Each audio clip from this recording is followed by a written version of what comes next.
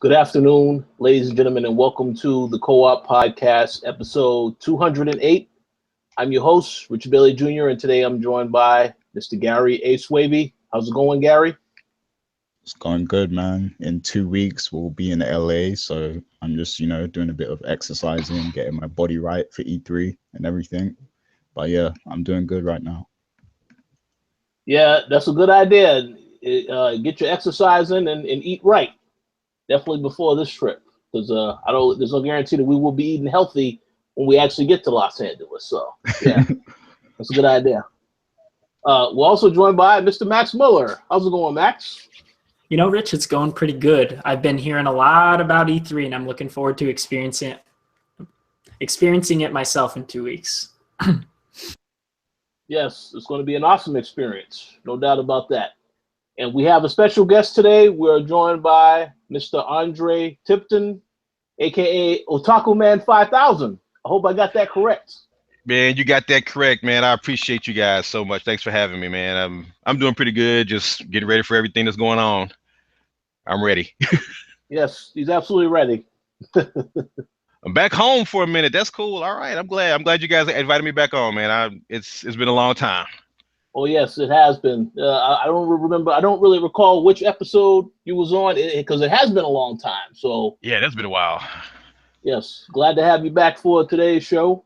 So yeah, we're going to get into a couple of topics of news. Well, different news story topics that happened this week. But before we do that, we're going to let you all know what we have been playing. So Andre, how about you go first? Let us know what you've been playing. Been playing ARMS for the Switch. I'm loving it. Let's see, Street Fighter, Ultra Street Fighter 2 for the Switch. Actually been playing Uncharted 4, Horizon Zero Dawn, Breath of the Wild, a lot of stuff, a lot of indie games, a lot of stuff on Steam. Heroes of the Storm. Let me think. Just Monster Hunter, getting ready for Monster Hunter on Switch. I'm like excited about that.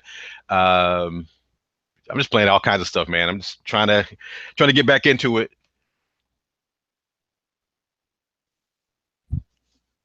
Yeah, that's about it, really. That's cool. Oh yeah, I probably should have mentioned this. For those that are wondering where Mr. Lugo is at, yes, he does not have internet still. Now he will certainly be back, I would think, by next week.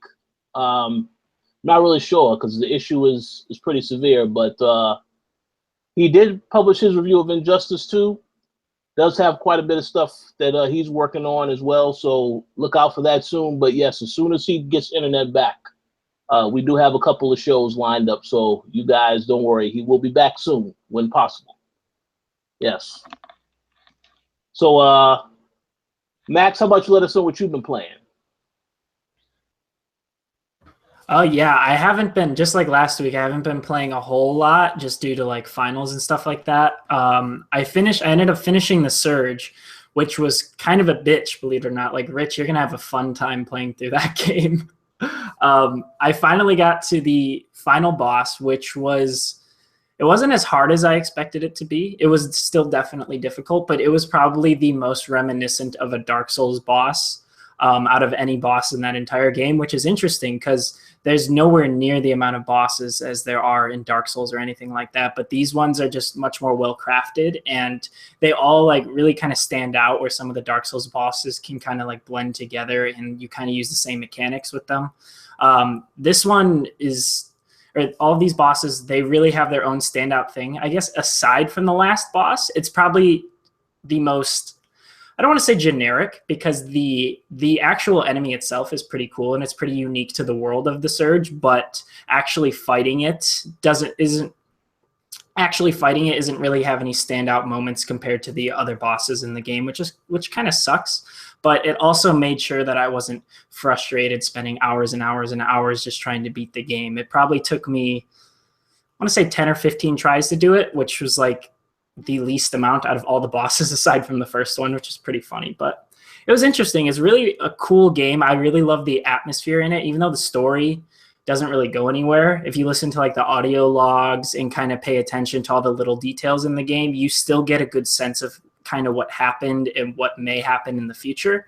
And I really like that kind of stuff, even though I wish that the story kind of went somewhere, because they set it up at the beginning to be something pretty interesting, but they just kind of let it fall off, as does happen with a lot of these types of games. But it was cool. I definitely recommend playing the game overall. I think I was at 29 hours with completion, which from what I hear is like literally on average. I think average is around 30 hours of playthrough. So that was pretty cool to see.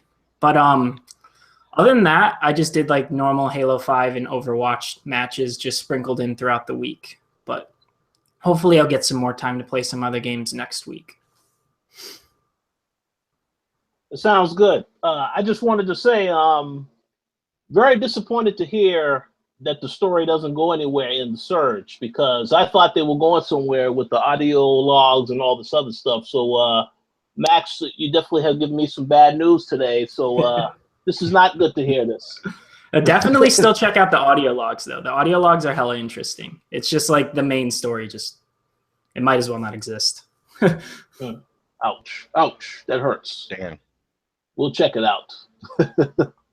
Okay, Gary, what have you been playing? I know Overwatch is one of the other games, so what else have you been playing besides Overwatch? Well, just 2 games. Overwatch, of course, and as many of you know, the anniversary update came out, and it brought with it a bunch of awesome-looking skins, and I haven't been able to unlock one of them yet. It seems like it's getting like even more strict in terms of the loot box unlocks and stuff, because I haven't got a skin in a while now for some reason, and I know a lot of people have been complaining about that. And Blizzard even issued a statement on the forums, I believe, saying that they're looking into it or something like that, something generic like that. But yeah, really enjoying that, loving the new content. There wasn't any like PvE or anything like that, but there are new maps for those who enjoy playing the 1v1 and the 3 versus 3 modes, which is cool. But yeah, besides that, I've been playing Nier Automata, and I'm still, loving that game. I haven't got too much further with it, since last week. But, I've been in the open world area, just doing side missions and stuff, and just figuring out like the best equipment and abilities and stuff like that. I really like how the game's written, and some of the dialogue that comes out from 2B and 9S. Sometimes it's very hilarious because the fact that they're androids and stuff, and the game actually, like, whenever you have a network failure, like your because the game is always connected, kind of like Dark Souls, so that you can see other players when they die and stuff. But like, say there's a network error or something, and like you're cut off from the server, it writes it in a way where like you're an android, so like you're having faults or difficulties or something like that. So I thought that was a nice touch, the way they handle that stuff. But yeah, that's all I've been playing this week. Haven't really had too much time to game besides match of Overwatch here and there. Gary, do you think that the anniversary event is a bit lacking in terms of content? I mean, see, I think it's because we just had the Uprising event, and with the Uprising event, we had an amazing PvE mode. So I think because that was lacking, it feels like the anniversary is a little lackluster, I think. Yeah. Some of the skins are great though. Like, I really like the designs of the skins. But yeah, I mean, besides the skins, there's not really too much for the people like me and you who just play like quick play and comp and stuff. Because I tend to not really play many of the arcade modes besides Mystery Heroes. So the new maps they had and stuff, I haven't even played them yet because I'm not a fan of 1v1 and 3 versus 3 person. Yeah, So, I'm the same way. Yeah, it's interesting. It's cool that they did an event, of course. I think I just like expected more because of the whole, like, it's the 1 year anniversary, But you're right, Uprising was like last month. So we did just kind of get a really cool event. So I guess that's fair. That's a very fair reasoning. I think what they should have did is saved the PvE for the anniversary, because then it would have felt like a bigger deal, I think. Yeah, they could have even thrown Uprising for that. Like, I think that would have worked. That Uprising event, they could have just been like a flashback to like the origins of Overwatch or something like that. You know? Yeah, yeah. I know that.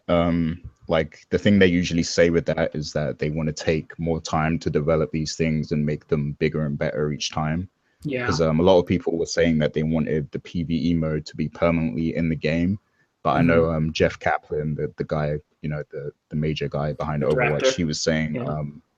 yeah, exactly, yeah, he was saying that they want, you know, they want to make a bigger scaled version of Uprising, you know, whenever they do add PvE again. So That'd be yeah, I cool. guess that's why they didn't do it. But yeah, even if they brought that PvE back and like just brought out new skins or something for some of the characters, I think that would have still been good. Yeah, I agree with that.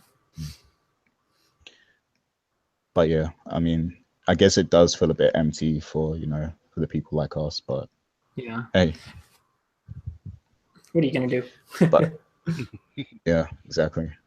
But yeah, that's pretty much what I've been playing this week.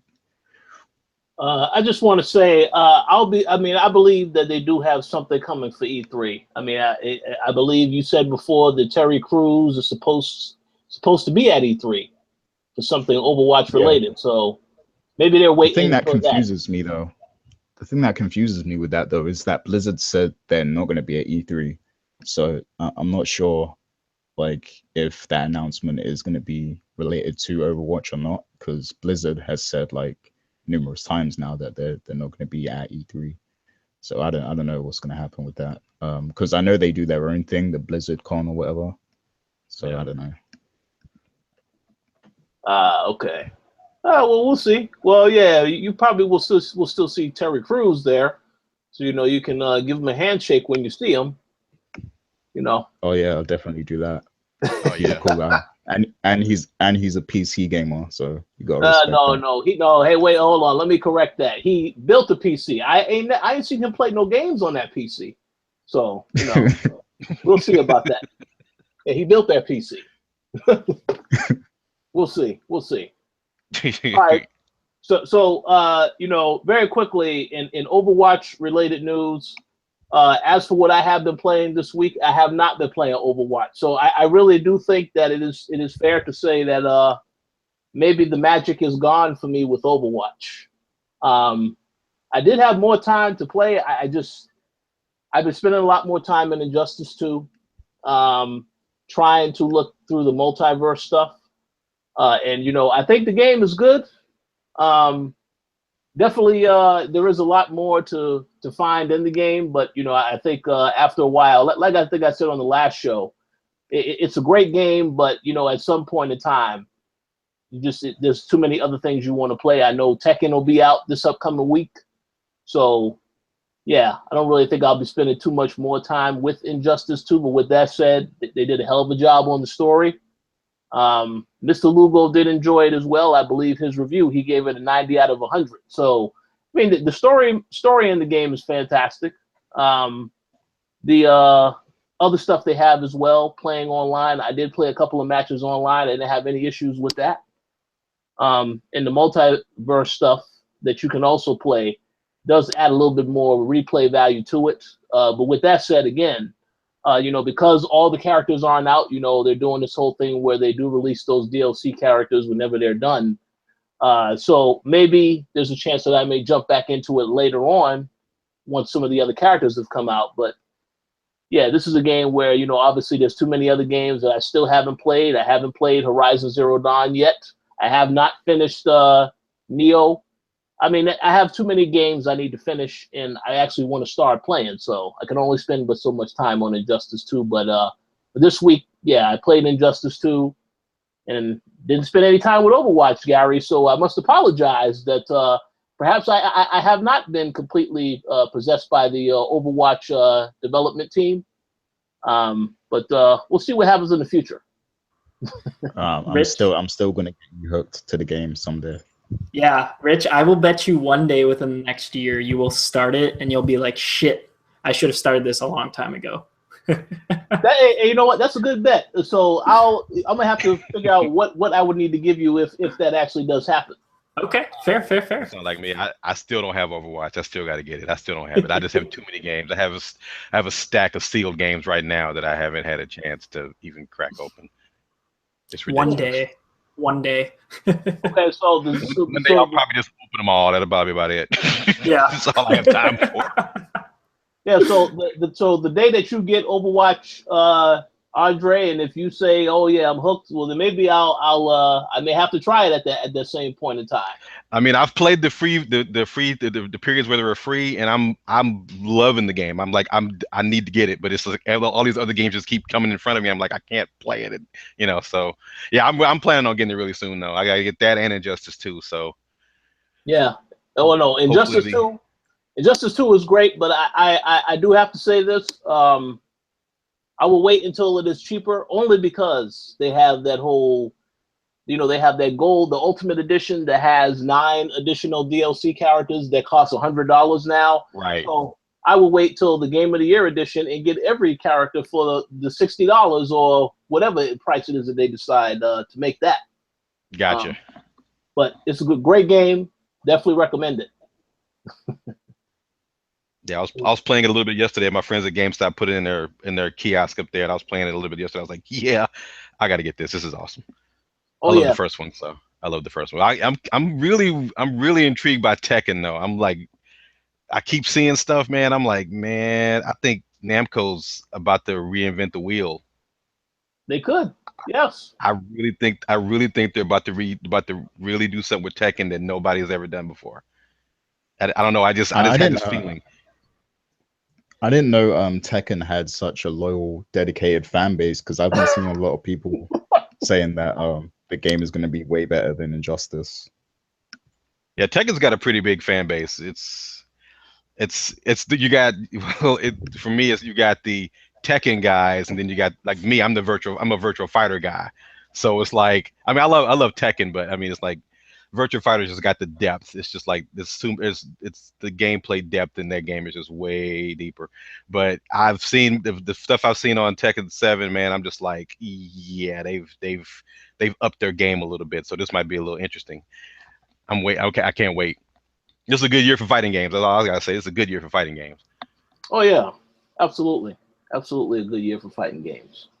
Yeah, you guys are all into these fighting games. I need to jump into that and like see what's up. Like I played Soul Calibur 4 back when that was new, and I played that for a bit and it was fun. And then I think I've played the new Killer Instinct, like when the Xbox was new, and that's about it. But fighting games, man, like all these people love them. I need to get in on that a little bit. Maybe I should get Tekken or something, the new Tekken. All right, so I'll make a deal with you, Max. If you decide to get Tekken, then I will actually give Overwatch a chance. How about that? Okay, that's a fair deal. Yeah, so we'll see if we actually stick to that agreement. Yeah, we will. Yeah. Okay, so that pretty much is what we have been playing for this week. So we're going to go ahead and jump right into some of the topics. As you all know, E3 is in about 2 weeks, so there isn't too much news out there, but there is a couple of news stories that did happen this week. So Friday, we actually got a reveal trailer for Far Cry 5. I know that Ubisoft had sent out teaser images of the Montana location earlier last week, but on Friday we actually got our first reveal trailer along with a lot of details about the game. So we do know, based on the trailer, that it does take place in Montana. You have to take down a religious cult. And outside of that, we do know that it will, of course, as most Far Cry games do have, it will have some of the same things, but there will be some new things. There will be a co-op campaign, and they have 3 different characters they introduced in the actual trailer and in separate trailers as well. There will be some customization options with the character. I believe you can be male or female, and you can choose the ethnicity of the character. And there's going to also have, I believe, aerial dogfights as well, some of that stuff. But again, we don't really know too much information because, you know, I do know we are going to see it at E3 because Ubisoft has confirmed it's going to be at E3. But I wanted to get you guys' reactions on the trailer because I know a lot of people think that there's some controversy behind the game. But I just want to get you guys' thoughts on the trailer. Are you excited for Far Cry 5, or do you think, well, I need to see more before I can get excited about this game? I'm not like super hyped yet, just because we haven't seen a whole lot. I'm getting kind of Outlast 2 vibes with the religious cult and everything like that, which is interesting. And I haven't played a Far Cry since like the third game, which I really enjoyed, but I don't know. I think I want to see more on the game before I make any decisions on it. I really like the idea of the full co-op campaign, though. I think that's really cool because I know the previous games always had like co-op missions, but they didn't have like the full co-op campaign. And then as for the controversy, I don't know. I'm kind of with Tony on this one. I saw Tony was tweeting about the fact that everyone's just trying to make issues where there really aren't, and they're ignoring like talking about the game. And I'm kind of with that. Like, I just want to hear about the game. Like, I think that there have been way more controversial things that have happened in games than anything Far Cry 5 is trying to tackle. Maybe just because it's like in America, maybe that's why like this stuff is kind of happening, and because we're in a really weird, like extreme political state right now. So maybe people are just trying to make issues where there aren't. I'm not 100% in on that whole side of things. I kind of ignored it when it happened, but that's just like kind of my general thoughts on the thing. What is the controversy anyway? Because I don't understand it. What is the controversy? Or Rich, you probably know more than I do on this, actually. Okay, so I know that there are a lot of people, they looked at the fact that, you know, their religion is talked about within the game. And basically they're trying to say that, well, you know, the state of the country now is very volatile. It feels as though that a lot of things are, you know, religion is steadily declining here in America. And they're saying that this is an event that can actually happen where there are people that start their own religious cult, because it's not really just a typical religious cult. This is their own cult that they're starting, but they're killing people and all this other type of stuff because they don't convert to their beliefs. So I don't really know. I mean, a lot of people have tried to say, well, it's tied to the government and all this other stuff, but I don't really see that quite yet. But I do know I think people are. Go ahead. I was going to say people are reading way too much into it. Right. But I will say this though. The director of the game, Dan Hay, like you guys said, you know, you mentioned that, you know, Tony had said to stay away from the controversy, but even Ubisoft is using this to their advantage, because the director himself, Dan Hay, has said this is based on current events, and it's pretty much based on a situation of something that could possibly happen, because everything just feels like it's a little out of control at the moment. So yeah, they did say that they did heavy research into these types of people and that they actually exist and are out there. So that probably helped fuel some of the controversy. Yeah. I mean, like, it's just based on a lot of realism, like the stuff that's going on. I mean, it's, you know, when I looked at it, I was like, man, this is like some Jim Jones type stuff right here. I'm like, okay, I can see them take. I can see the game probably taking it to the extreme. I understand the controversy, but I don't know. I don't think they should read too much into it. You know, you have to see as the game unfolds, probably. But they'll probably have more images later on that'll probably stir up the fire even more. But I don't know. It's like I said, it looks good. It looks good. I mean, I'm a fan of Far Cry, so you know, we'll see. Yeah, do you guys think they're gonna like really follow through on this, or do you think that kind of like most? Well, I shouldn't say most Ubisoft games, but do you think that the story will just kind of not have a huge impact? Do you think it'll just kind of take like a side, and the game will just be like ridiculous and over the top in terms of gameplay, like most of them are?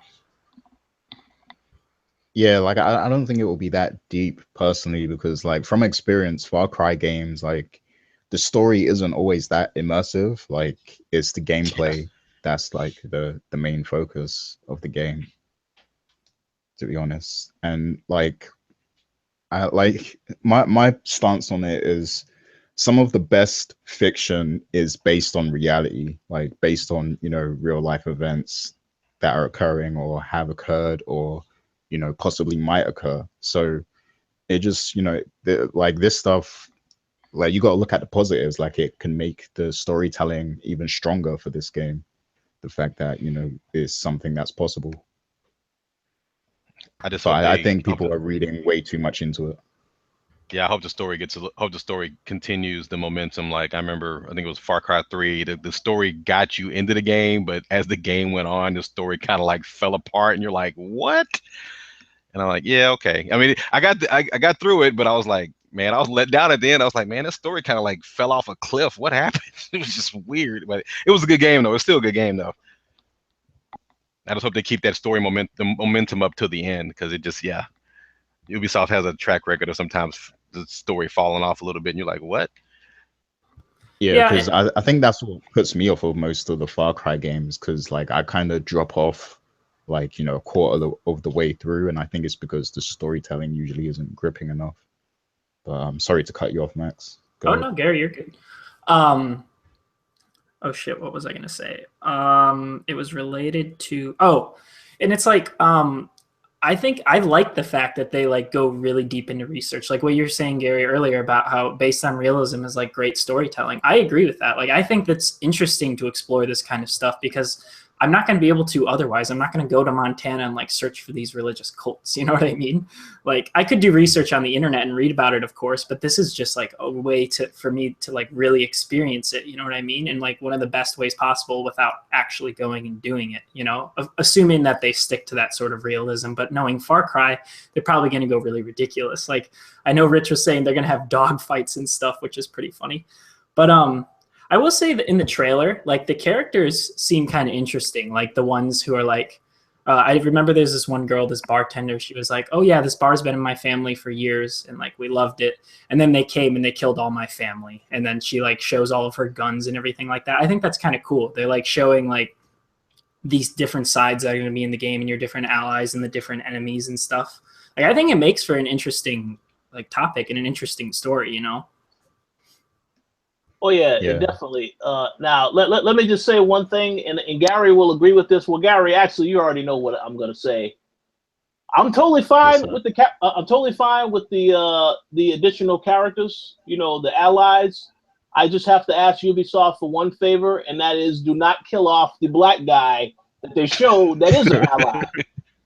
Because this that Gary said as soon as he saw the video, they're going to kill the black character. So I hope they don't do that.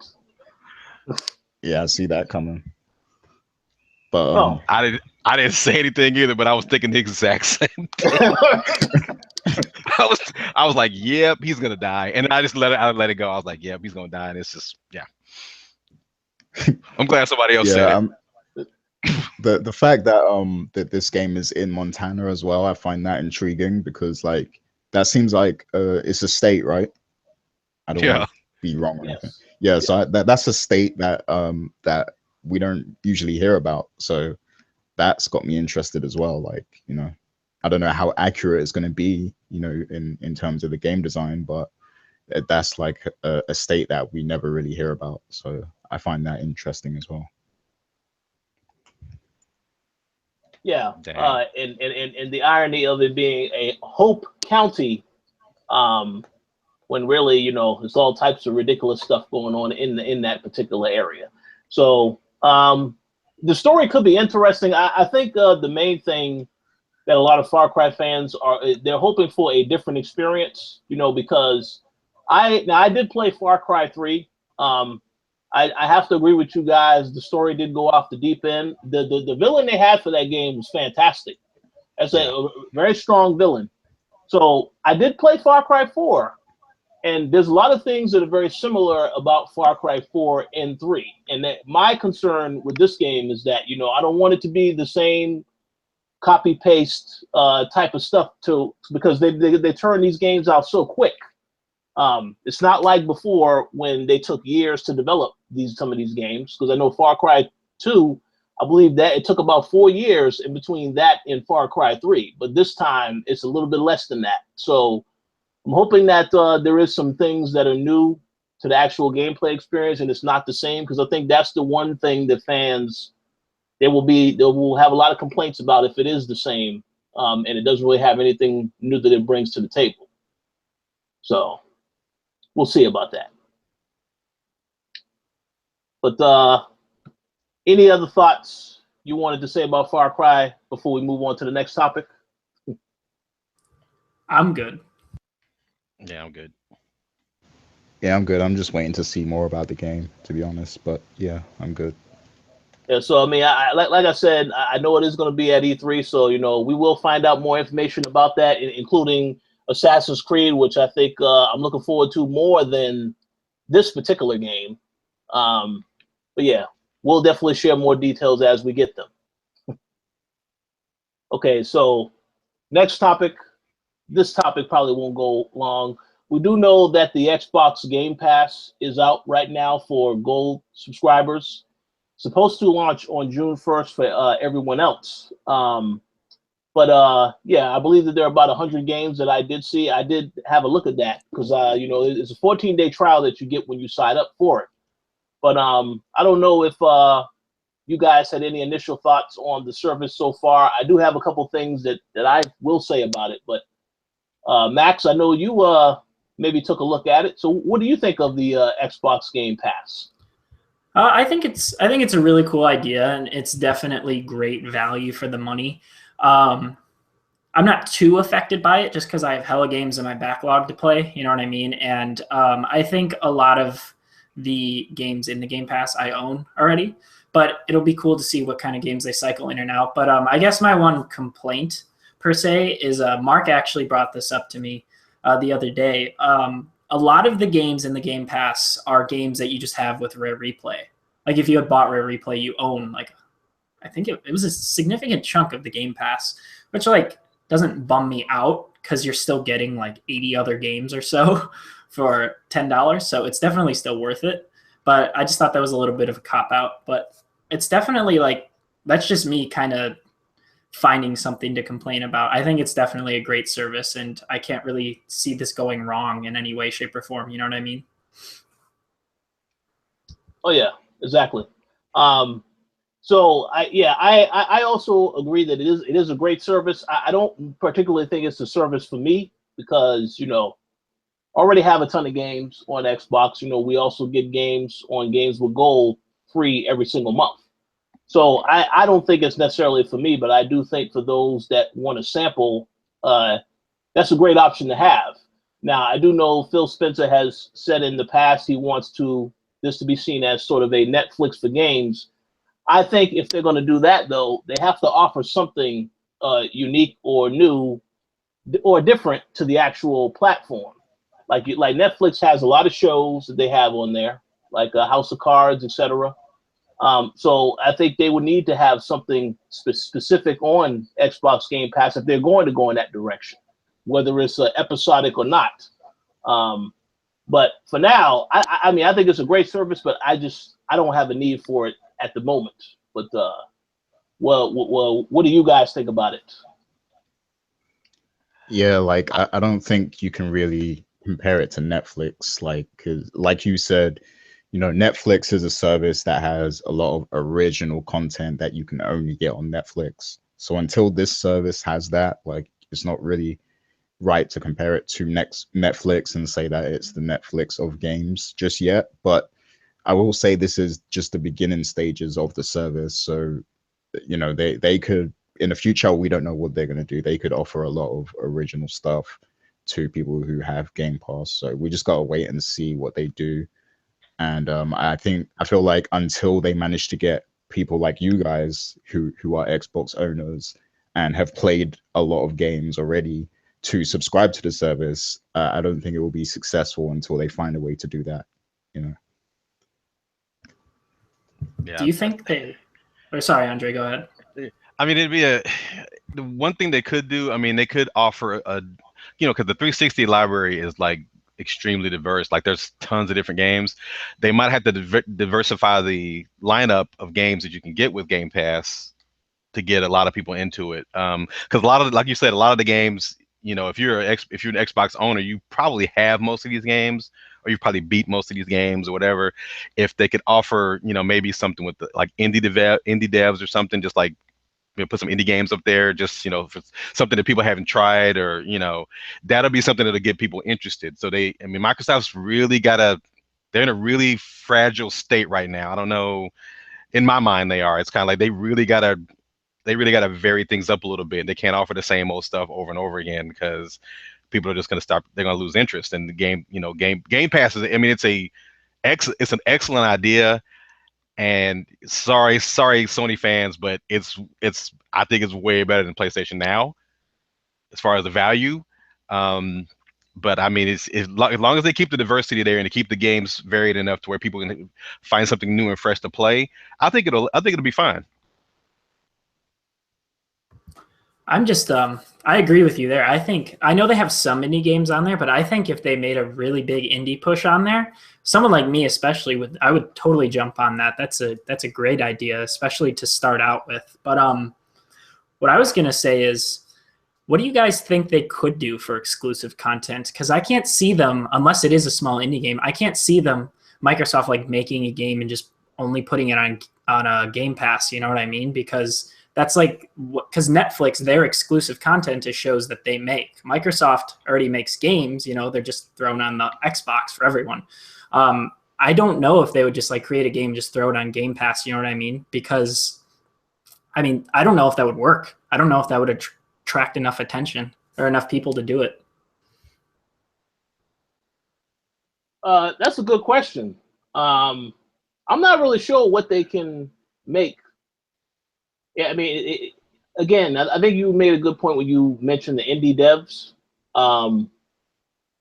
Okay, how about this? They do have that game preview program where I guess you're able to try games out before. Yeah. Maybe they can include something like that, because I know they did that for a couple of games. I don't know if it was a success, but maybe that is an option.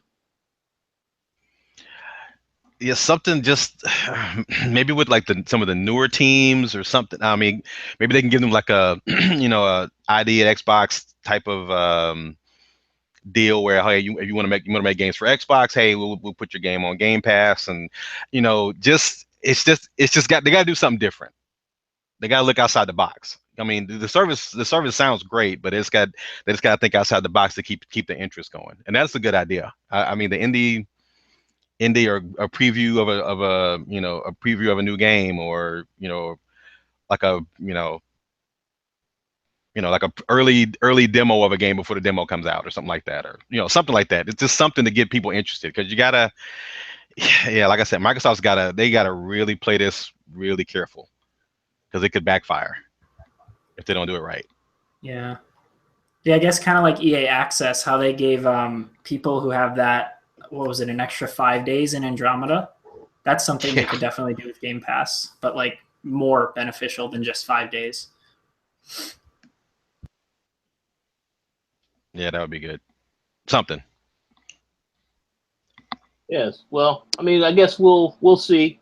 I guess the other question to ask about this is, now, do you guys think that Sony will have a response to this at E3 in terms of maybe a price drop for PlayStation Now or some type of incentive? Because I think that they will have something. Yeah, I really think they should. They definitely have to respond to this, because Xbox has backwards compatibility now, and now they have Game Pass. So Sony has to do something in terms of making PS Now more affordable and more feasible for people. And like I said, they should tie it in with PlayStation Plus, and maybe just make an extra tier of it or something, to where you get access to PS Now. But yeah, I do think they have to do something. Yeah, like I said, PlayStation Now is just, when you look at Game Pass versus PlayStation Now, it's completely different. I love this. Like I said, PlayStation Now is a good service. It's just, it's really pricey. It's for you get a lot of stuff, but it's sometimes you look at it yeah, that's not enough. If you don't have a lot of the games, it's worth it, but even some of those games you can buy for like, you can probably buy a physical copy of some of those games for like $4 or $5 somewhere. But I mean, like I said, it's a good service. But I mean, Microsoft's if Microsoft steps their game up, they could really, really eat their lunch on that.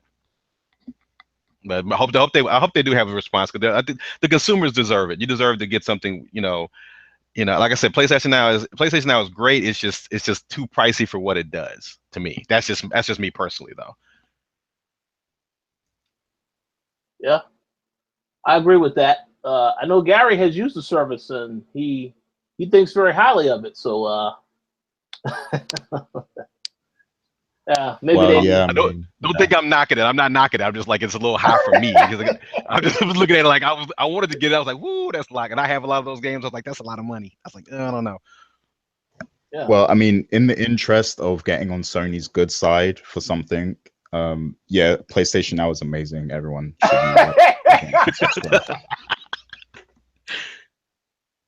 Yeah. Okay. I'll be sure to let them know that you said this. Okay, so any other thoughts on Game Pass before we move on to the next topic? I'm good. No, I'm good. Yeah, I think we're all good. Okay, I want to add this onto the list because I think we somehow overlooked this, but I was reminded about it because it's something that I had said before. We also got some news this week that Red Dead Redemption 2 has been delayed to spring 2018. So, I want to ask you guys if this news is surprising, because it shouldn't be a surprise. But what are your thoughts on this game getting delayed till next year? It's all good to me. I say take as much time as you need. Yeah. Because I mean, it took it. I think what Grand Theft Auto 5 got delayed like 3 times or something, or 2 or 3 times. And it came out phenomenal. So, hey, Rockstar, take your time. I got a whole stack of games to play anyway. Take your time. Yes, I agree with that 100%. Max, you about to say something? Yeah, Rich, you definitely called it. You definitely called that. But yeah, I agree. I think that it's like, yeah, just take all the time you need to make it better. Like, we're not in any drought of games to play. So, like, yeah, it just gives us more time to catch up on our backlogs. Yeah, as I had mentioned towards the start of this podcast, yeah, I mean, I still haven't played Horizon. Persona 5 is another game that I would love to play. So yeah, I need time to play that stuff though. So yeah, some stuff has to get delayed. I do suspect God of War is going to be the next game to get pushed to 2018, and I'm fine with that too. But yeah, need the time. So how about you, Gary? What do you think about this delay? Yeah, I think it's warranted because, Rockstar are almost like Nintendo when it comes to like QA and stuff. Like their games are always super polished. There's never any like major issues and glitches and stuff with their games. So yeah, take all the time you need. And I mean, GTA 5 is still selling a lot of money, so it doesn't really matter when they drop, Red Dead, because they're good. So yeah, just take all the time you need. I think this is better. Oh, go ahead. I was gonna say I just want to call it right now. I'm just gonna say, I keep close ties with Rockstar, and man, if you just follow the stuff that they're hiring for, man, this game is about to. I mean, I'm calling it now. Red Dead Redemption 2 is gonna change everything. I'm super excited, but it's going to change everything. I'm putting it out there now. It's going to change. It's going to change. People are going to look at it and go, okay, that's what needs to happen. That's what we need right there. Yeah, I can believe that. I fully believe that. Yeah, I definitely think it is going to change the game, so to speak. Yeah, one thing I will say, I know when we first saw the trailer for that they showed, I mean, you could tell in that trailer, this game is not coming out in holiday 2017. This is just there was no way. We didn't see any gameplay footage yet. All of that footage I thought was cinematic footage that they took. Now, with that said, do you guys think that we will still see a trailer at E3? Maybe at Sony's conference? I hope so. Yeah, I wouldn't be surprised if we saw something. I don't think it's necessary, but it would be cool. So I'm gonna make a weird prediction now. My prediction is if you don't see a trailer at E3 in any way, shape, or form, then maybe this game is not going to come out in the spring. I mean, it'll come out next year, but maybe it's going to get pushed out a little bit further.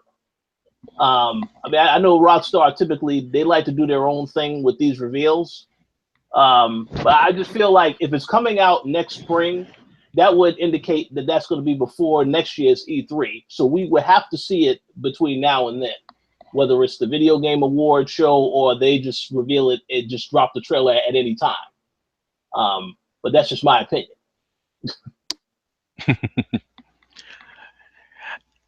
I don't know.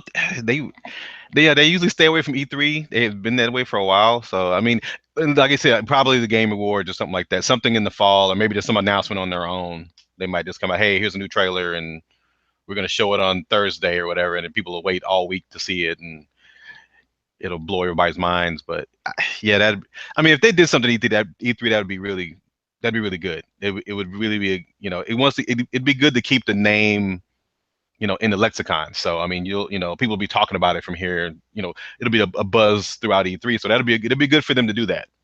I hope they do. And one other thing, maybe if not E3, PlayStation Experience, because they do have that deal with Sony. So that's another possibility. I forgot about that. Yeah, it's possible. How about you, Gary? What do you think? Yeah, considering when it's dropping, I would put my bets on PlayStation Experience for another trailer or gameplay or something. But yeah, I mean, I wouldn't be surprised if it happened at E3. We'll see. But I definitely feel like we'll get something else though. Oh yeah, absolutely.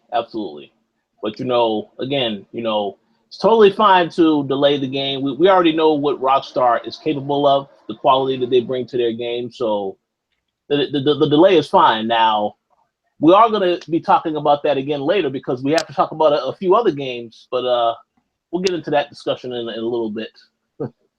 But any other thoughts on the Red Dead Redemption 2 delay? I'm good. Yeah, I'm good. Okay, Gary. So perhaps you know a lot more information about this particular topic we're going to get into next. Sticking with PlayStation, we did find out this week that the Uncharted movie that has been in development for quite a while, it's been talked about for a while. Well, now we have found out that the actor who is going to be playing Spider-Man in the upcoming Spider-Man Homecoming movie, Tom Holland, has now been casted as a younger Nathan Drake. So I guess that what they are doing with this movie now is it's going to be a prequel as opposed to a, some of the stories we already know about with, Drake as a much older man. So I wanted to ask you guys what you thought about this particular decision. I mean, and whether or not you think this is actually going to be a good movie, because 9 times out of 10, these video game movies, they just are not, they just don't deliver. So I wanted to get you guys' thoughts on this particular topic. Gary, you can go first. Yeah, this is very interesting because they've been trying to get this movie off the ground for years now. Like I remember it was a good few years ago when we first started hearing about them making an Uncharted movie. So yeah, the fact that they when I found out they casted Tom Holland, I was like, huh? Like that doesn't make sense because he's like real young. But then I saw it was a prequel. So I was like, okay, that makes sense. But then I'm thinking Naughty Dog themselves created a plot hole for young Drake because we all know in Uncharted 3, it starts off with him being young and meeting Sully and stuff. And then, in Uncharted 4, we find out he has a brother, but the brother was never referenced in Uncharted 3. So, yeah. I'm really interested to see what they're going to do with this prequel and how they're going to approach that, You know, is the brother going to be there? Is he not going to be there? You know, it's going to be interesting to see what approach they take with it, and if it will tie into, you know, the games and stuff in terms of the stories they tell. But what do you guys think? Yeah. When I heard it, I was kind of like you, Swift. I was like, okay. And I was like, okay, so it's got to be he's gonna be a young Drake. And I was like, okay, that's cool. But I don't understand. Like, I'm playing Uncharted 4 right now, and I've said it before. You guys have heard me say it. If and I'm not trying to start anything, but if Nathan Drake was black, you would look at this whole franchise like, man, this is the craziest thing in the world. Because when you play in the game, you're like, there's no way this dude is this lucky. There's no way that this in a story, this is just way too over the top. Like, you know, it's just crazy. I don't know. It looks. I'm just waiting for the trailer. I have to wait for the trailer because you know, it depends on anybody knows who's directing it. Do they have one? Yep. I don't know if they have a director or not, but it depends on who's directing it and what, you know, what Naughty Dog lets them get away with. I mean, if it's anything, I mean, if they can come up with any kind of quality like Uncharted 2, yeah, it don't matter who's Drake is. It's gonna be dope. If they could come up with, if they could get it to the production level of Uncharted 2, yeah, that's good. But you know, Hollywood is not. Then, you know, I can't put too much stock in Hollywood, so to speak, because, you know, they kind of Ghost in the Shell. They kind of messed up a lot of franchise properties, so it's kind of, I don't know. We'll see. I don't know. So I do have a very quick update on that. The director is a guy by the name of Sean Levy, and if you wonder what movies he's done, well, he has done Night at the Museum. Those movies. Oh, wonderful! This is going to be amazing. Oh man! Now those are great movies for what they are. They're fun. I love the movies. They're great movies. The effects will be on point. That's all I got. The effects will be great. That's all I got. I mean, yeah, it sounds to me like this is mostly going to be up to the screenwriters then. I can definitely say that if there is a video game movie that will not suck, like Uncharted is way up there for games that have that potential, or game movies to have that potential, because, like, you know, they're cinematic games in the first place. But obviously we'll have to see. We know almost nothing about it right now. But man, that's really, really interesting. I can't wait to see how this turns out now. That's awesome that's the director. Yes. Maybe he would do a good job. Maybe. I gotta say, it can't be more over the top than the games. That's if you get any crazier than the games, you've passed the mark. But it's, you know, like you said that the games are cinematic. So I mean, if you just follow the game formula, you should be good. But do you guys think this is going to be better than the Assassin's Creed movie? Oh, come on, Yes. Gary, is that a serious question? Okay, okay. First and foremost, let me just make sure that I'm very clear. I'm a fan. You know, I still give Ubisoft a chance to make a good game because I very much enjoyed Assassin's Creed Syndicate. But the movie, man, no, there's too many issues with that film. And Michael Fassbender is an excellent actor. He was excellent in Alien Covenant, but that movie also has some issues. You know, just ask Brian on the Throwdown, and he'll tell you all about how horrible that movie was. But yeah, I just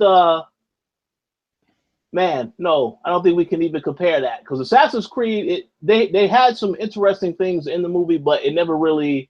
If you've ever played the games, the first couple of games, the first game in particular. You instantly would see, well, they have changed a ton of stuff with the story in this particular game, in this particular movie, rather. So no, we can't make that comparison. But maybe it could work. maybe it can work. We have to see how Tom Holland does in the actual Spider-Man movie. I mean, I know he was in Civil War, and he was great, but that was only for a little bit of time. I need to see how he is throughout the whole film, and to see whether or not he'll be good for this particular role. But I guess we can give him a chance until we see the trailer. Then you'll know whether or not this is going to be horrible. Yeah, that's the thing. I could definitely see him as like young, innocent Nathan Drake, but I can't see him like, I don't know his acting skills obviously, but I can't see him like growing into the like confident, like strong Nathan Drake, like adult character, he's too like childish right now, you know what I mean? But yeah, I could be wrong, but like he works with Spider-Man because that's the kind of character. Spider-Man's always kind of goofy and like somewhat innocent, you know what I mean? Yeah, and the thing is, you're right. And the thing is that while this is going on now, I don't know when this movie is going to actually get shot, but they've already announced another Spider-Man. He's already in the next Avengers movie. So this is a guy that's still going to be playing Spider-Man and still be that same character. Now you're asking him to take on this other role. So it's going to be very hard for people to be like, well, yeah, if the character is meant to be young like he is in Spider-Man, and now in this Nathan Drake thing, I mean, I don't know how that's going to work. It's just going to be a very interesting situation. But I am hoping that the movie does well. I just know, though, these video game movies, man, they need some help making them good. So I don't know whether or not this is going to be good, but I'll give them the benefit of the doubt until we see the trailer. If it looks like it's horrible in the trailer, then okay, thumbs down. But we'll see. I'm just glad they finally realized that they need to have a teenage person playing Spider-Man instead of having a 30-year-old dude playing a teenager. Anyway, yeah, that I like Andrew Garfield, but come on now. To be Tobey fair, Maguire's a good actor, but come on. He does look mad young though. He looks, yeah, he does. I mean, I was glad about that. When I first time I was like, okay, he's a kid. Okay, that's good. He's supposed to be a kid. Dude's got to shave every day on the set because they don't want to show his facial hair in the scene. Come on now. Wait, he has facial hair? Okay. No, I'm just saying, like, it's with Tobey Maguire and Andrew Garfield. It's like they're all like, they're in their 30s playing a teenager. I'm like, come on, man, get out of here with that.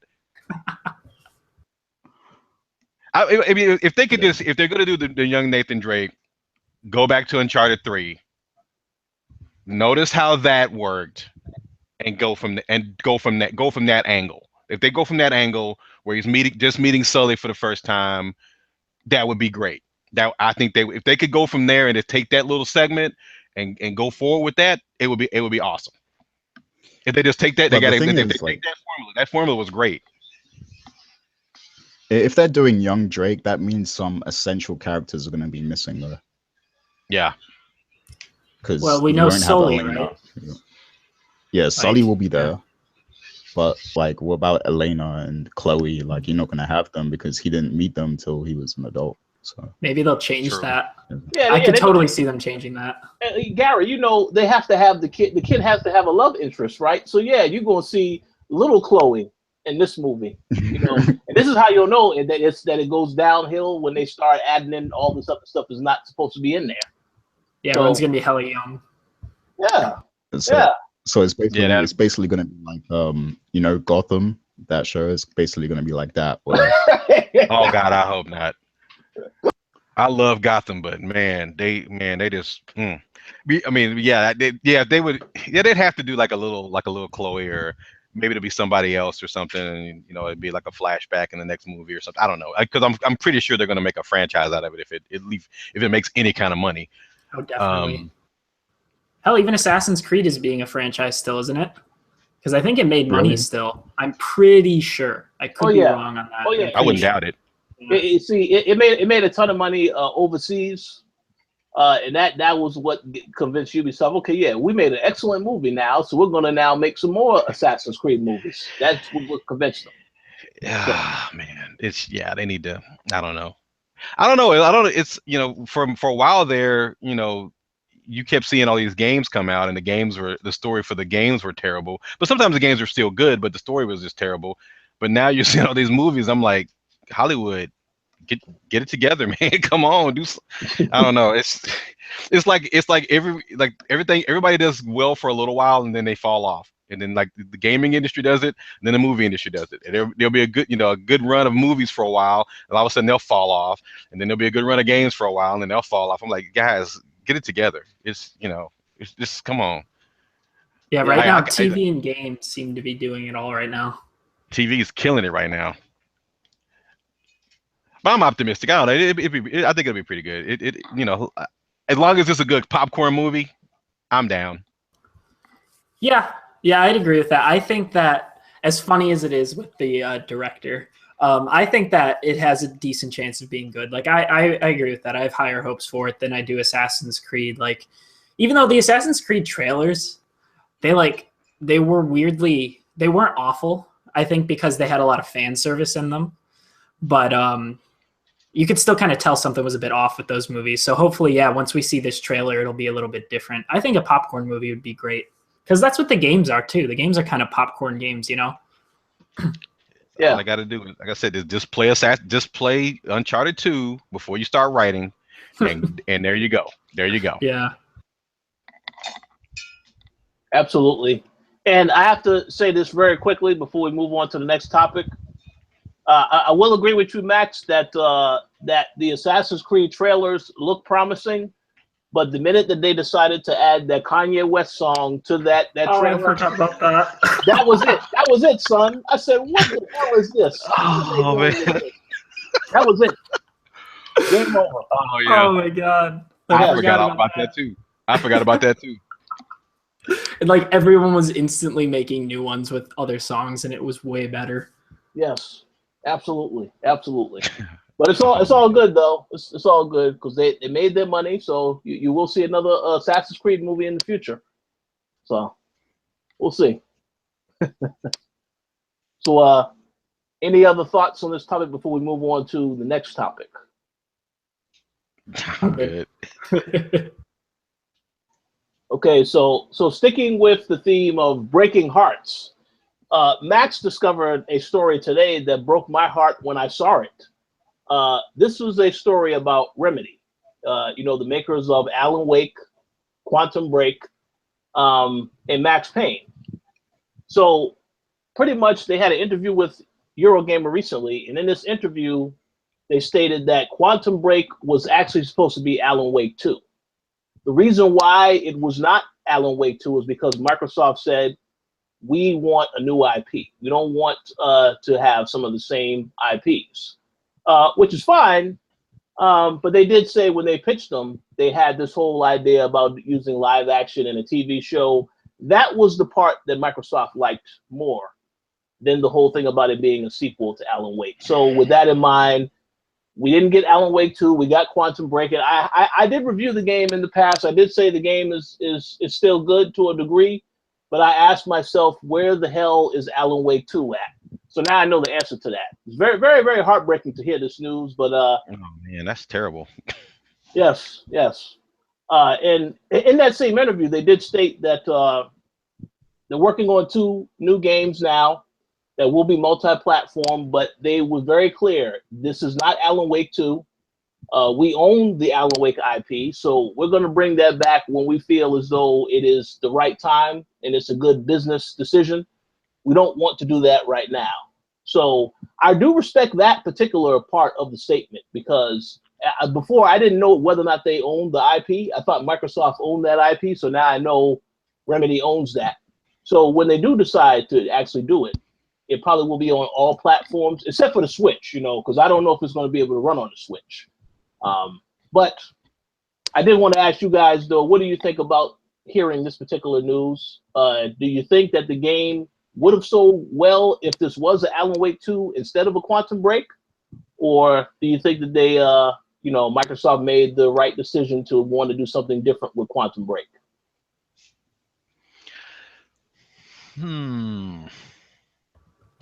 I think that it should have been Alan Wake 2 after hearing this news. Like, I like the fact that Remedy still owns the IP. I get why Microsoft was like, no, we want it to be like our own IP that we own, a new one. But hell, Alan Wake 2 would have generated so much like what am I looking for? What's the word? Buzz. Buzz, yeah. What the hell? But Alan Wake 2 would have been huge. Like that game has been people have been waiting on that game for so long now, like since the last console generation and early last console generation too, for that matter. But I think wasn't Quantum Break one of the first games to be Xbox Play Anywhere too, if I'm not mistaken. So I think that would have been a great way to push that service, even though it was coming to like PC and Xbox. It wouldn't be like the Xbox exclusive. It would still push people to like be on the Xbox brand, even though the Windows 10 store fucking sucks. People would have dealt with that for Alan Wake 2, I think, assuming development went well, of course, assuming everything went well. But like, it's kind of a shame. I missed that game. I want to play a second one so badly, like most people do. I don't know. It's really disappointing. Like just hearing that is just like, oh man. I mean, like I said, like you said, Max, I get why Microsoft wanted a new IP. Quantum Break was great. I had no problem with it. I love the game. I like Quantum Break anyway. So I mean, anything they put out, I'm pretty much down. It's a little. They need to work on Alan Wake 2 then. I mean, it isn't. Why wait? I mean, I know you want to wait till it's time, but I don't see a better time. At least start working on it. I mean, that's just. I mean, people are ready to put money on that now, and this thing you ain't even announced it yet. I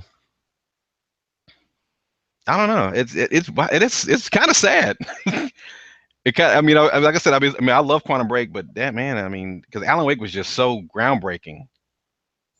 It was just such a pivotal game that a lot of people just picked up now because it's on like a major deal. You can buy it for basically nothing, and because they lost the music rights or something.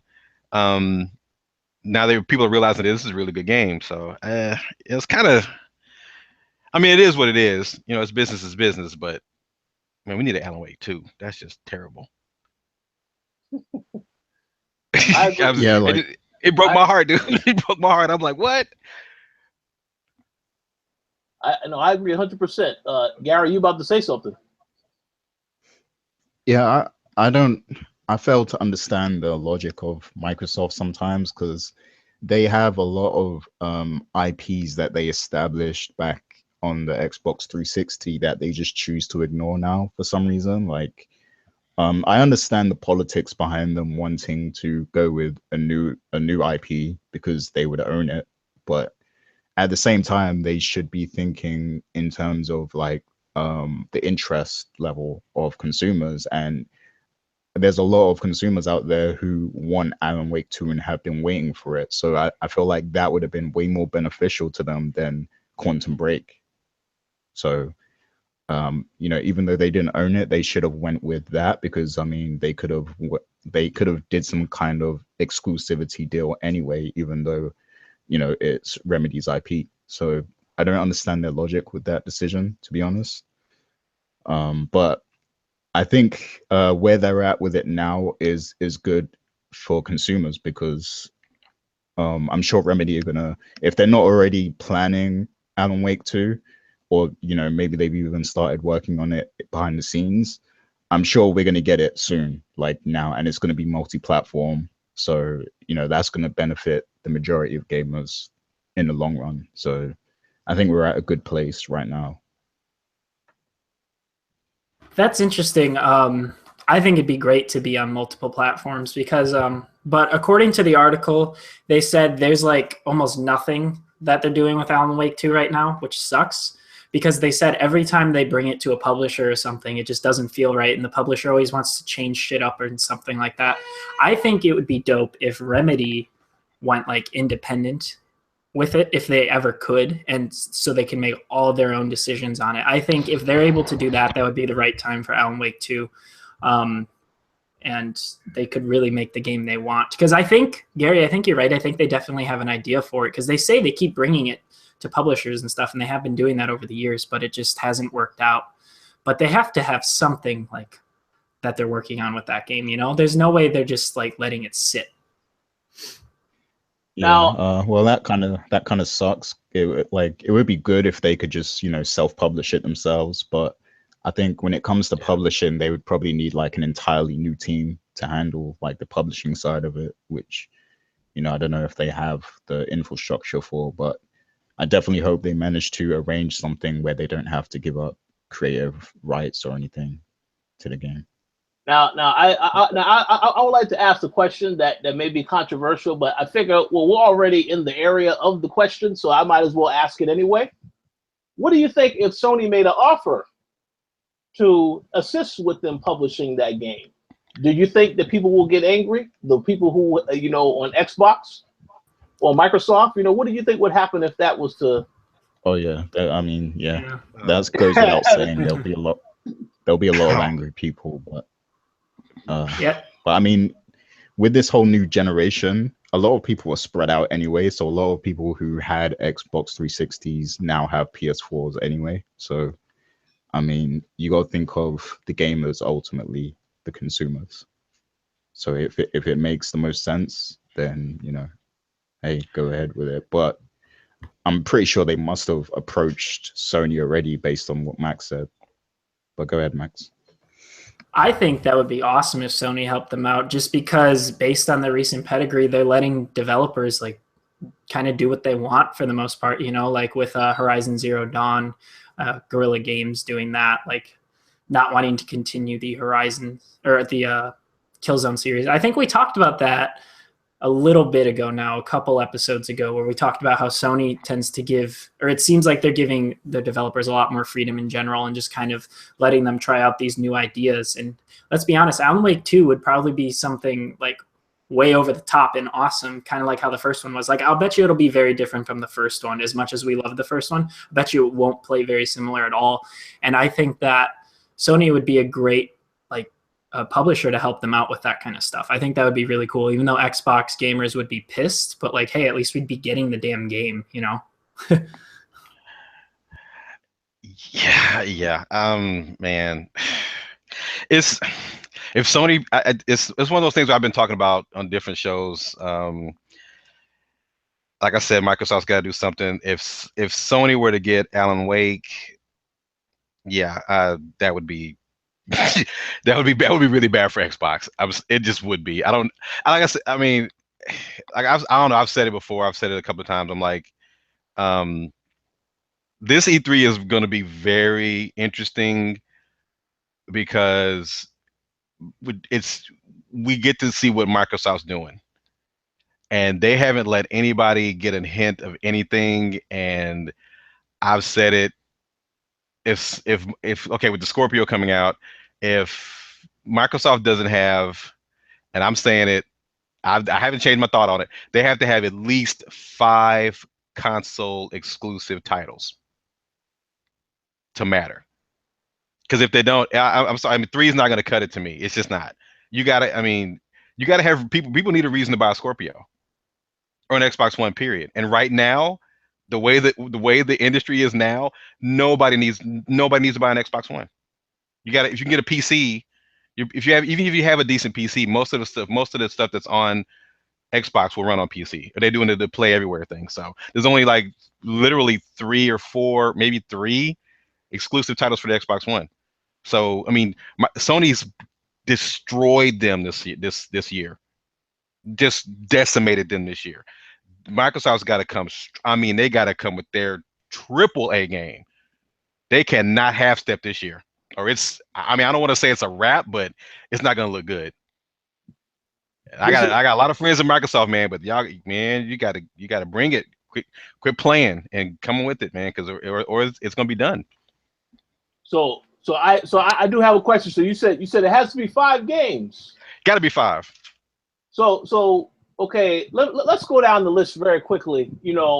So will Forza count? A new Forza game count as one? Nope. What about Crackdown? The reason I'm even saying Crackdown because I'm a Crackdown fan. But this cannot be a Play Anywhere deal. This has to be exclusive to the consoles. I know they've already said Crackdown 3 is going to be play everywhere, but they have to give people the reason to buy an Xbox One. It just makes sense. I mean, think about it. If you didn't have an Xbox One now, like I got friends of mine who are just now getting into PS4 and Xbox One. Okay, so my buddy who has a really good PC, he's like, dude, I don't need an Xbox One. I've got a PC. All the stuff I want to play on Xbox One, I play on PC. So he bought a PS4. That's just more sales for Sony. So Microsoft wants to compete. 3 is just not enough. Cause think about it. You had Neo, Nier, Horizon Zero Dawn. That's just the first half of the year. That's the first half of the year. Yeah. Give me a break. You know what I'm saying? I mean, then you had Last Guardian right before. Come on now. Microsoft, I mean, I'm serious. Five's the minimum. You had to have at least 5 exclusives. At least. 3 is definitely not going to cut it. Especially this year. I mean, what has Microsoft brought out this year so far? Halo Wars 2. That's it. Yeah. Halo Wars 2 is a great game. Halo Wars 2 is a great game. Come on now. And I also heard they're working on a new game called Scrapbound. That's also coming out. Yeah. Stop reminding me. Hey, I'll say it again. Microsoft, you need to go to Platinum. You need to humbly apologize on video to the Platinum Games. Get Scalebound back on point and bring that out. Quit playing. That's the biggest disappointment for Xbox this year. That yes. I was almost done. I'm like, nope, well, okay, ain't no Scalebound. That's it. Yeah. They have nothing else coming out this year except for the fall. Yeah, I know. I know. I just want to say, I know a lot of people that was looking forward to Scalebound. So when they heard that, I agree 100%. They were very disappointed. That was it for them. They said, "Oh, I'm a Platinum Games fan from day one." And when I heard that news, I was like, "Oh, it's over." That's the first thing I said. It's over. You're done. It's over. You can't piss Platinum Games off and expect them to come and bring you some. No, fix it. Give them some money. Do whatever you got to do. I don't care what you got to do. Bring Scalebound back, because that was the one thing that you had that people. I know when they canceled that, people sold their Xboxes. Oh wow! Oh, I have 3 friends that sold their Xboxes because they were dying to play Scalebound. I was like, yeah. I mean, hey, I got my Vanquish fix again on PC. So I'm just like, Microsoft, come on, you got to do something. And I'm praying, I'm rooting for you guys at E3. I really am. Nintendo's good. I'm not even worried about it. Nintendo, you're good. You're good right now. Microsoft, you got to step it up. I'm serious. It's not a game now. It's not even time to play around. Oh yeah. I think you are absolutely correct. This is, I think we did say this before on one of the co-op episodes, that this is definitely an important year for Microsoft, and even more so because Halo and Gears of War are not going to be out this fall. So nope. I'm very curious to see which games they're going to be launching with Scorpio. But Rich, we have Sea of Thieves. We have Sea of Thieves coming. Oh hell no! Oh hell no! That's going to be. Hey, listen, that's going to be a sinking ship. You heard it here first. That could be a sinking ship. No, I'm not sold. I'm not sold to that game yet. Now we'll see if they can sell it to me at E3. I know you got State of Decay, too. Well, that name could be more than one thing. Let's hope that game actually comes out this year. It could be a euphemism. Yes, absolutely. And Crackdown. I will tell you this right now: if Crackdown is delayed until 2018. I would tell Microsoft, you need to bring the Scorpio out in 2018, because that is a game when I see Scorpio and they talk about cloud computing and all this other stuff, that is a game that needs to come out with that system to emphasize that point. But yeah, it's going to be interesting, because I have no idea what they have planned. Phil Spencer has tried to say, well, maybe I have a huge title in my back pocket and maybe I don't. Well, he damn sure better have something to show No, people. he can't say I might and I might. He needs to be like I do, we do. Dude. Yeah, really. I can't stress it enough. It's just, dude, it's not. I want Microsoft I mean, the thing is, I just want Microsoft to I want the Xbox One to at least get to the point where it's close to the PlayStation. That's all. I just want them to get enough buzz. Just get them back in people's in the lexicon, man. Just get them back on people talking about, because everybody I know who talks about gaming, it's either PlayStation or the Switch. Mm. And then, I mean, it's just got to happen. It's do or die time. Yeah, and like even like Lawbreakers isn't coming to the Xbox anymore at launch. Like I'm sure it'll come later on, but it's not coming anymore. Like that's an issue. Yeah, when I heard that news, I was like, "Ooh, that's man." That's like Cliffy B.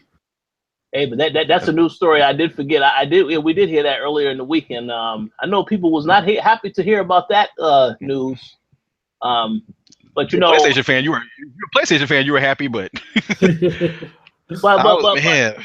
One thing I will say though, didn't they announce when they announced this game? They had said in the beginning it was coming to Xbox also, right? I believe they said that, yeah. Yeah, they did. Okay, so that is the mistake that they made. I would not have announced any platforms until I knew for sure, okay, this is coming to PlayStation 4 immediately. But I guess, I don't know. Because that's why people possibly got mad, because they heard, it's coming to Xbox, so now it's not? Yeah, I don't know. Yeah, I don't know. There's a lot of weird shit going on with that game. They didn't even say it was coming. They just said, we don't know. Oh, well, that's even worse. Yeah. And they didn't give a definitive answer. Yeah, I think that's what it was. They did. I don't think they said they don't know per se, but they were like, it might happen. I don't know. It's up in the air. It's not. No, man. if it does well enough, it'll probably come over. But I just don't see it doing super well. Like once the Cliffy B-ness wears off. Like it just fun. Seems to me, I'm sure it's fun, but it just seems to me like it's not doing anything super standout. I feel like it's one of those games that'll be cool for a month or two. To be fair, I haven't played it yet, and I do want to play it, and I hope I'm wrong. But from what I've heard and what I've seen, it just seems to be one of those games that'll be fun for like a month, and then we'll just forget it. It happened. I mean, I was in the beta, and it's like I said, it's really fun. It's really fun game. I had a ball. I had a ball playing it. So I mean, that's good to know. If you got my attention, I'm not really picky, but if you got my attention, you got something good there. So okay, well that's good to know. That's good to know. It's fun. It's really fun.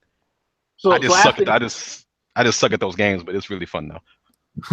So after hearing this news, I would like to say to tell Gary now, I do believe that I will make a bet with you, Gary, that this game will surpass Overwatch when it actually comes out in terms of popularity. Well, if it tries to compete with Overwatch, it's going to become the next Battleborn. Ooh, damn. All right. Damn. Yeah. Shots fired. Oh man. We'll see. It kind of reminded me. I mean, it's really fun though. It didn't remind me of Overwatch, but I mean, I get the appeal of the characters. I mean, that's a. I don't think it's gonna try to compete. I mean, it's like I said, it's really fun. I loved it. It's really fun. I had a ball, but I had as much fun. I mean, I had fun with Overwatch too. So, but I don't actually own it yet. So, I mean, it's good. I liked it. I had fun playing. It's really fun. Overwatch, man, that's crazy. Overwatch has got a fan. I mean, it had controversy before it even came out. So I mean. Oh yeah, that's right. Yeah, the people. You had buzz about that game before it even came out. Yeah, well, I do know what you're talking about with the controversy. Some of that other stuff people worried about. But we'll see what happens. I definitely intend to get more into it, see what it has to offer. But as for the Alan Wake news, I guess we'll hear about that in the future. Whenever they determine that it is the right time to publish it. But look forward to seeing what happens with Remedy moving forward. And will Microsoft also with their whole E3 show. We are going to be talking about that extensively next week. So I look forward to seeing what they bring to the table. But 5 exclusives. I don't know if that's going to happen, but we'll see. Yeah, I don't think it'll happen. It just needs to happen. It just needs to happen. Yeah, we'll see. So, any other thoughts on this topic before we move on to our main topic? I think I'm good. Yeah, I'm good. Yeah, I'm good. I'm ready to talk about this one. This one's crazy. Oh yeah, I know Gary gonna have a lot to say about this as well. So we do have some updated news on Kingdom Hearts 3 and Final Fantasy VII Remake. Square Enix released a statement earlier this week saying that they are expecting to release both of those games within the next 3 years.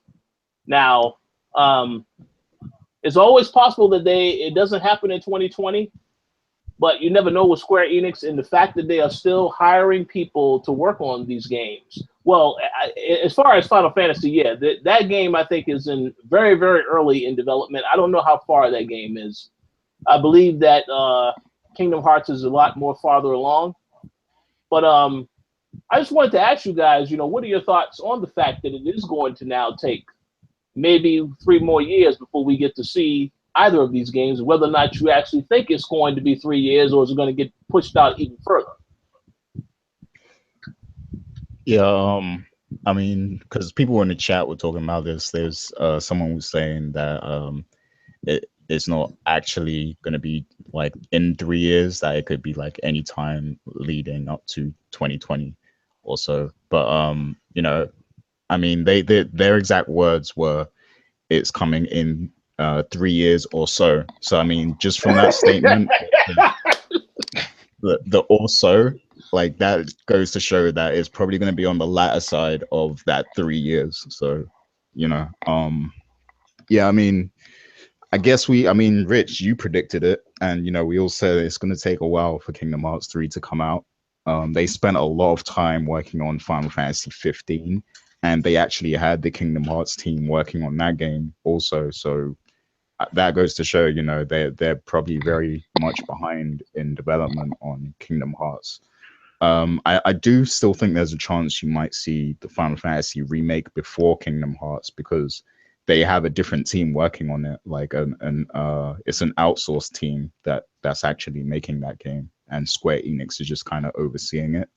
So they might, actually get the first of, because it's going to be like 3 games. So they might actually get the first one of the Final Fantasy remakes finished before Kingdom Hearts. Like, that's actually a possibility. But yeah, I think, we all kind of knew that these games were kind of far out, and that we probably wouldn't be seeing them this year or next year. So yeah, I definitely feel like it's going to be on the latter side of that 3 years or so, for sure. So I'm thinking, maybe 2019 the earliest. I agree with that 100%. It's funny because we talk about games being delayed, and I'm always like, yeah, take your time with them until they're great. And then Kingdom Hearts 3 comes up, and I'm like, damn, I just want that right now. But I'm still okay with it.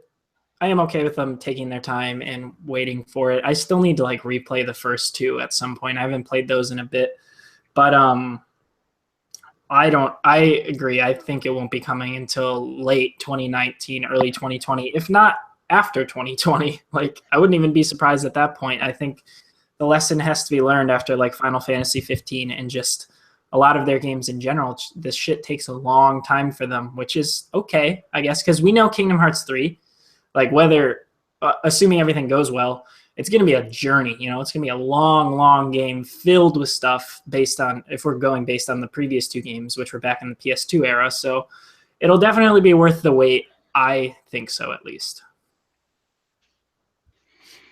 Well, I'm disappointed about the Kingdom Hearts 3 not being released in the next couple of years. I knew Final Fantasy VII Remake, when they announced it, I'm like, okay, this is going to take forever. I I'm really disappointed about Kingdom Hearts 3. I was kind of ready to play that in the next, like at least the next year or two. So hopefully, maybe 2019 or something for Kingdom Hearts.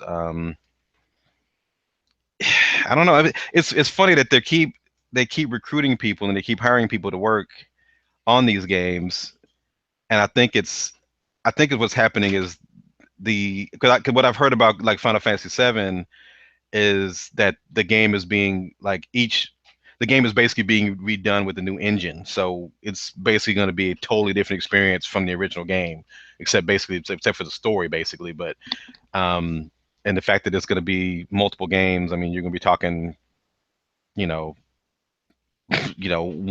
game on one Blu-ray, one game on the other Blu-ray. It's they're going to be huge. Kingdom Hearts 3 just might.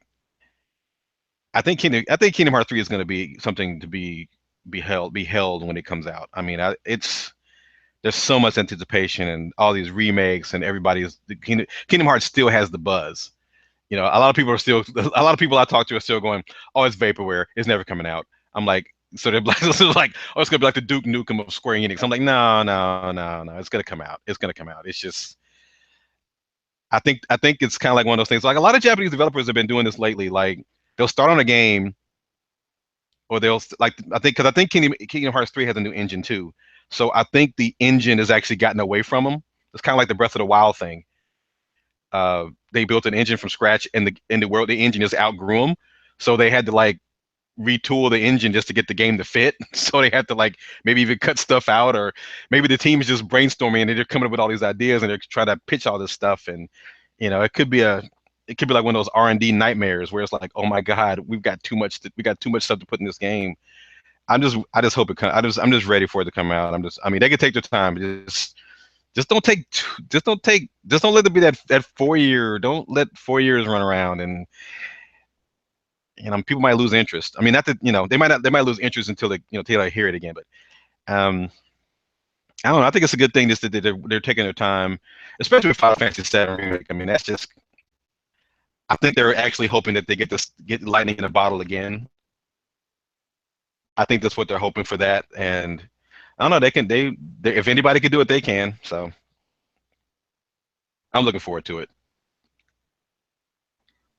No, absolutely. And one thing I did want to say is, the game very well could come out well before 2020. It all depends on what their focus is on now. I know that they also had spoke about this week that that Nier Automata exceeded their expectations because it sold so well. So now they want to really, really focus on getting a lot of these big titles out there.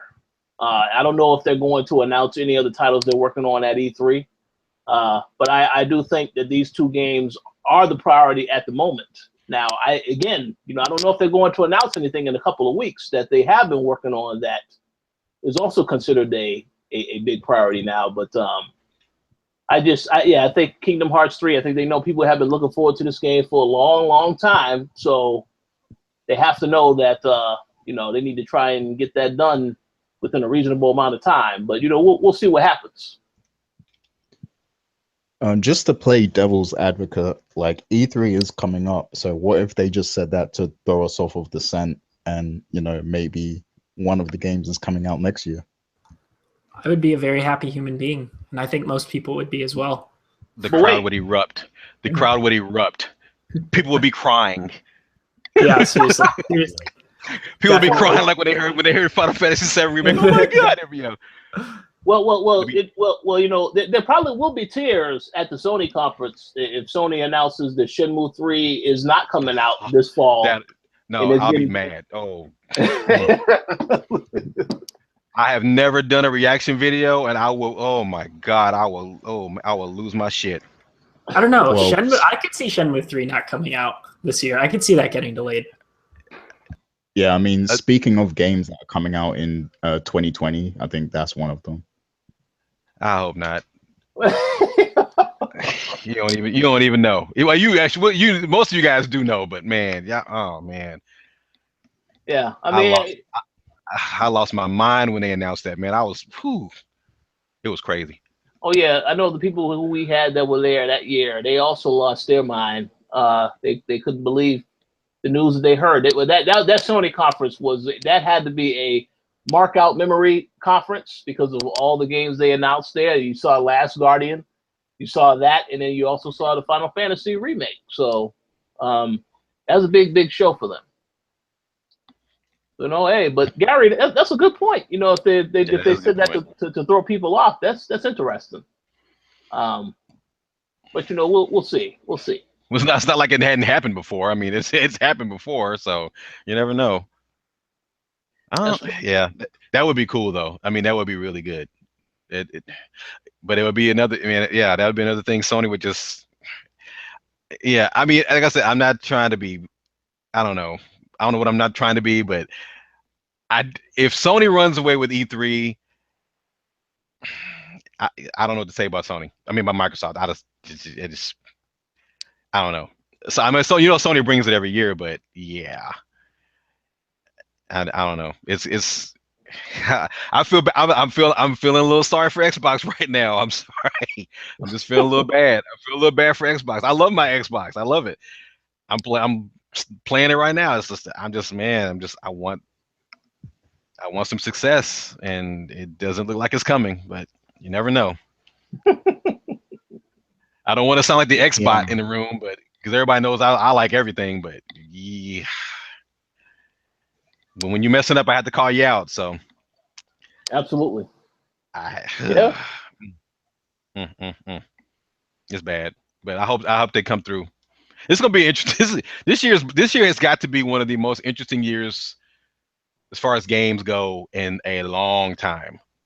Oh yeah. You got all the stuff that came out this year, just from that, and then you got all the stuff that might come out. And all the announcements. I mean, this is one of those pivotal years. So I hope it's fruitful for everybody. Absolutely, has to be. So, any other thoughts before we wrap up the show? Well, I think you was about to say something else, Max. No, I'm actually pretty good. I want that Kingdom Hearts 3, man. Like Final Fantasy Remake, like definitely. I want to check that out. As everyone knows, I still haven't played the damn game. I do own it. But Kingdom Hearts 3 is like my baby. Stop what you're doing and go play that game. I know, right? Stop. I have it on Steam. I think I'm waiting for summer. just stop. Yeah, stop whatever you're playing and just play that. You got to. I do need. That's the thing. I get a lot of flack. It's not one of my favorite Final Fantasy games. But it's a really good game. It's not one of my favorites, but yeah. You gotta I definitely want to urge all those people who are waiting for Final Fantasy VII Remake who haven't played the original. I definitely urge you all to play that game because you have a lot of time to play it. So yeah, like you have to understand it a couple of times. You could probably finally master Knights of the Round, but yeah, you have to understand why it's such a classic. Yeah, definitely. Ugh. Yeah, well, we'll see what happens. But any final thoughts before we wrap up the show, Gary? No, that's it. I'm good. Okay, so we wanted to thank you all for listening to today's co-op. Definitely would like to let all of you know to make sure you check out next week because next week we are going to be having our E3 prediction show. I do expect Mr. Lugo to make a return by then because, yeah, we all will have something to say. As for the week that follows, that is still to be determined because normally when we have the show, we have the time we have it, we'll actually be at the Microsoft conference. So I don't really know. Maybe we'll have a show later in that evening. We'll let you guys know what our details are next week for that. But definitely come back next week because it's going to be a fun time just talking about E3. We'll talk about Microsoft, Sony, Nintendo, Bethesda, Ubisoft, so on and so forth. So thank you all for listening. We're going to start with you, Mr. Tipton. How about you plug your site and give any shout-outs that you would like to give? Oh, man, I want to say a shout-outs to you guys for having me on. I appreciate it, man. I got to get Venomous back on, man. I got to get over talk to Venomous, man. Hang out with Venomous a little bit, man. I miss that dude. I appreciate you guys, though, man. Shouts out to my team at realotakugamer.com. We're doing big things over there. Just check us out if you get a chance. We got a lot of new shows coming up, so we got a lot of things popping off. So, but I just want to say, man, everybody just play what you enjoy. Just have fun. As long as that's the reason video games were created in the first place, were to have fun. So just remember that, and you'll be fine. Just remember, have fun whenever you're playing, and just enjoy it, man, because that's what it's here for. And I appreciate it. Thanks, man. Hey, we appreciate you as well. Thank you for being on. And yes, a very good message for everybody to listen to. All right, Max, any shout outs for you? Yeah, I agree. I think people tend to forget that at the end of the day, we just got to have fun playing games. But as always, thanks everyone for participating in the chat. We had a very, very popular day today talking about all these topics. And that's cool because we didn't have, we were worried we didn't have a whole lot. We were worried we didn't think we would have a whole lot to talk about, but we ended up having a pretty long and decent show. Had some good conversations on every topic. So thanks everyone for tuning in. And yeah, stay tuned for E3 predictions next week. Absolutely. And I also would like to thank you for being on as well, Andre. I would like to give a shout. Oh, yes, absolutely. Definitely give a shout out to everyone checking out the show, including the Patreon subscribers. Yeah, as we've already said, make sure you come back next week because we are going to have our E3 discussions. But even before that, we got a couple things dropping this week that you may want to check out related to some games that are going to be at E3. So look for that. Gary, the floor is yours now.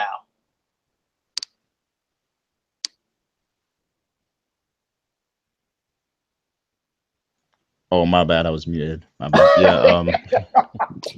Definitely shouts to Andre for joining us today. And as always, shouts to all of the Patreon supporters. That's M. Collins, Sean Gority, Stephen Ferron, Mauricio Aguilar, Himdil, Fergus Mills, Lelwyn Leslie, Nicholas Alvarez, and Nick Piazzo. Thanks for all of your support. We appreciate all of you guys. And definitely big shouts to Jake James Lugo. I hope he gets everything sorted this week, and I hope he's back with us next week for the E3 show. But yeah, shouts to everyone who joined us in the chat also, and to all of you guys as well on the show. Yes, absolutely. Thank you all for listening, and we will talk to you next week.